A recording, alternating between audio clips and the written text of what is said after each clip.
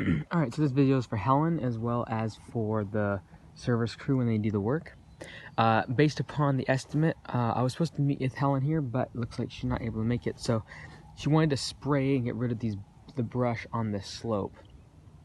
However, July 1st, we are going to be dumping off 10 tons of one-man boulders over this hillside in order to fortify this hillside against erosion.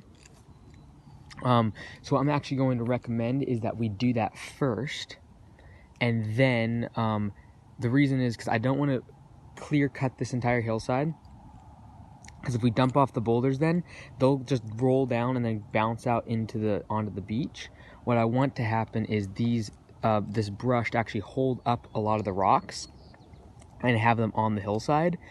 Then we can go ahead and spray all the bushes, and then they can die and it'll inhibit their growth in the future.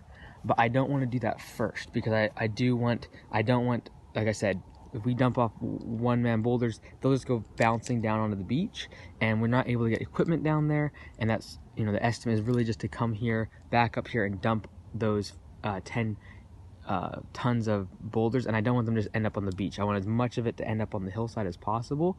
So what we'll do is basically on the day that we do the work of dumping the boulders, and we dump them over the edge. That's all we're doing. We're not like bringing the equipment down and placing them or building a wall or anything.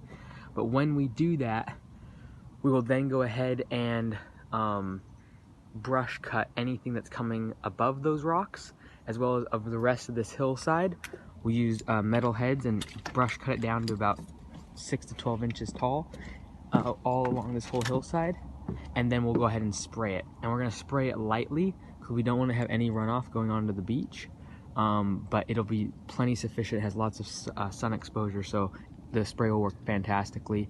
But dump the boulders first.